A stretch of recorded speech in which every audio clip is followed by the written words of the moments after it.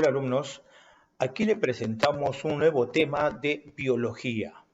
En esta ocasión vamos a tratar sobre las células procariotas.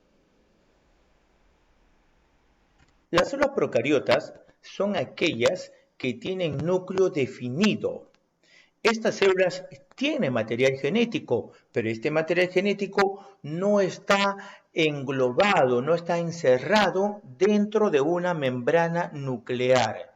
Su núcleo se encuentra esparcido, lo que vendría a ser su núcleo está esparcido por el interior del citoplasma.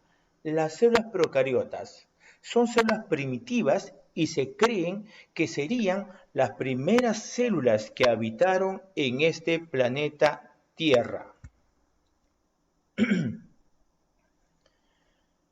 Antiguamente, el ex reino Monera concentraba a los organismos con células procariotas y estos organismos son las bacterias y las arqueobacterias. Actualmente, cada uno tiene su propio reino. El reino Monera ya no existe, ha sido subdividido en eubacteria y en arqueobacteria. La estructura de ambos, es decir, de la arqueobacteria y de la bacteria, son básicamente similares. Por fuera, externamente, fenotípicamente similares. Tienen una región en el citoplasma que contiene a su material genético. Esto se llama nucleoide, no se llama núcleo, nucleoide. En el nucleoide está el material genético, es decir, está el ADN. Pero existen porciones pequeñas de ADN, filamentos cortos de ADN llamada plásmido. Los plásmidos son porciones de ADN que se puede intercambiar entre otras células. Si este fuese una bacteria, podría donar su plásmido a otra bacteria. También tienen ribosomas. Recuerden que los ribosomas son pequeñas estructuras donde se sintetizan proteínas. Es más, si viene la pregunta ¿en qué se parece una procariota a una eucariota? La respuesta es que ambos tienen ribosomas. Los ribosomas de la procariota y la eucariota no son iguales. De la procariota es 70S y de la eucariota es 80S. Pero al fin y al cabo son ribosomas y cumplen las mismas funciones. Por fuera tienen una cápsula que les sirve para la protección. Más internamente está la pared celular, en este caso con abundante peptidoglucano, como es en las bacterias, y pseudomureína, como es en las arqueobacterias. La pared celular cumple función ya no de protección, sino básicamente permite dar la forma a la célula. Como apéndices pueden tener a los pelos o pilis y a los flagelos. Los flagelos son los que se encargan de la locomoción. Ahora, no todas las procariotas tienen flagelos. Algunos no los tienen, como las átricas. Otros tienen uno nomás, como las monotricas. Otros tienen un par de ellas a ambos lados, como las anfitricas. Y algunos pueden tener en toda su periferia. Esas son las peritricas. Las procariotas pueden tener diferentes formas. Algunos pueden tener formas esféricas, esos vendrían a ser los cocos, que a su vez, si se agrupan en dos, son los diplococos. Si constituyen una fila de coquitos, estos son los estreptococos, y si configuran algo semejante a un racimo de uva, estos son llamados estafilococos. Los bacilos son los que tienen forma de bastón. Aquí también tenemos dipobacilos, streptobacilos y algo intermedio entre el bacilo y los cocos es el cocobacilo. Otras formas, entre otras formas, también tenemos a los vibriones, que tienen forma de una coma, también a los espirilos, a las espiroquetas, también hay procariotas que tienen formas helicoidales, etcétera, etcétera. La reproducción de las procariotas es por simple bipartición, por fisión simple. Como vemos en la animación, este tipo de reproducción asexual, al menos externamente, es bastante sencilla. Simplemente la bacteria madre, la procariota madre, se subdivide en dos mitades, originando dos nuevos descendientes, ambos idénticamente igual a la célula progenitora. Pero aparte de esta reproducción asexual, también existe una reproducción parasexual. Parasexual porque recordemos que en la reproducción sexual hay combinación de genes, hay combinación de ADN. En este caso es algo similar, algo parecido. Un tipo de reproducción parasexual es la conjugación.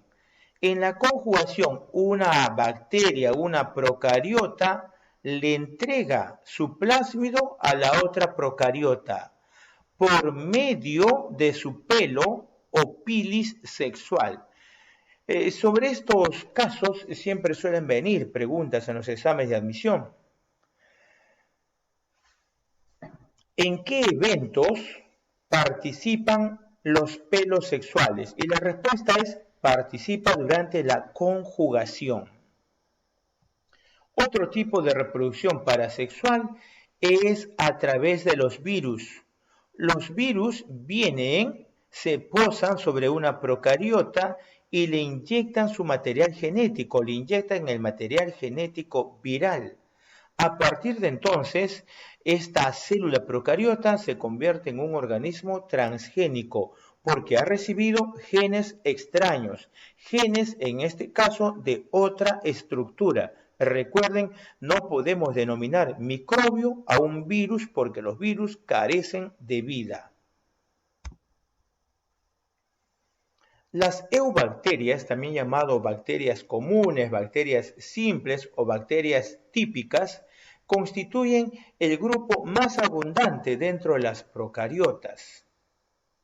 Contrariamente a lo que la gente podría pensar, solamente el 1% son patógenos humanos, es decir, solamente el 1% producen enfermedades a los humanos. Pueden estar en todas partes, por esa razón es que se dice que son ubicuas. Algunas eubacterias o simplemente bacterias pueden hacer fotosíntesis. Ese es el caso de las cianobacterias, como vamos a ver. Existen diferentes criterios para clasificar a las bacterias, pero uno de los más importantes es mediante la tinción de Gram. Alexander Gram formuló una tinta para observar bacterias. Aquellas que se observaban o se impregnaban con bastante tinta, adquiriendo una coloración casi violeta, a ellos se les empezó a llamar como bacterias positivas y con el tiempo pasó a conocerse como gram positivas. Estas bacterias se tiñen nítidamente porque tienen una gruesa pared celular, una gruesa pared bacteriana. ¿Y cuál es la molécula que se encuentra en la pared bacteriana? Es el peptidoglucano o mureína. En conclusión, las gram positivas tienen abundante mureína o peptidoglucano. Las bacterias gram negativas, cuando se le echa la tinta de gram, se tiñen débilmente o no se pintan. No se pintan. ¿Y por qué ocurre eso? Porque tienen una delgada pared celular. Pero a diferencia de las gram positivas, las gram negativas tienen dos membranas celulares.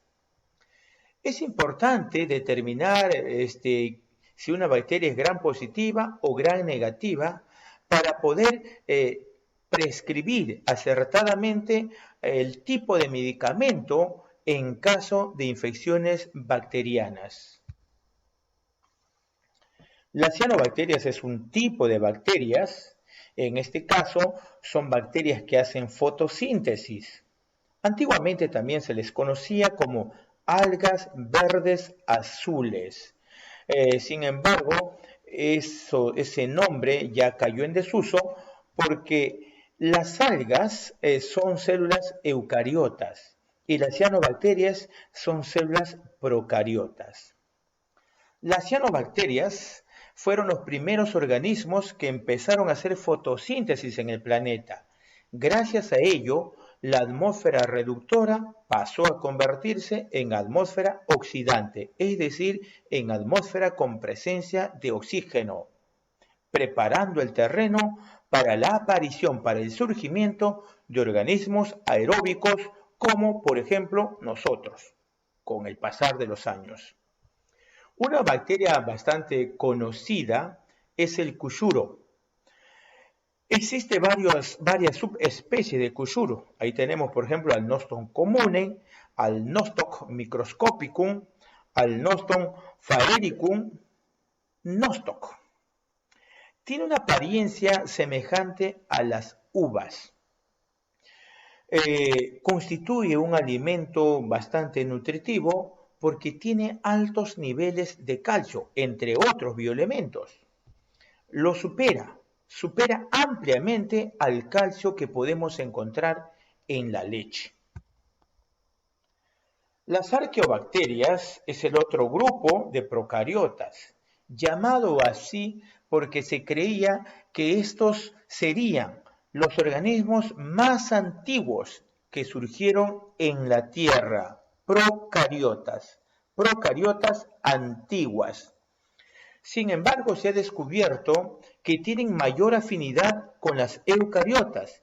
En conclusión, serían más recientes en comparación con las bacterias.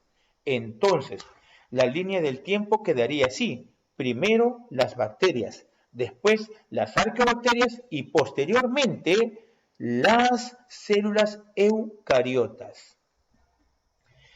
Estas procariotas externamente son muy parecidas a las bacterias, pero bioquímicamente, es decir, su composición química íntima es bastante diferente. Estas arqueobacterias también son conocidas como extremófilos porque pueden tolerar condiciones rigurosas del ambiente. Por ejemplo, hay algunos que toleran altas temperaturas. Esos son conocidos como termófilos. Otros toleran altas concentraciones de sal. Ellos son conocidos como las halófilas.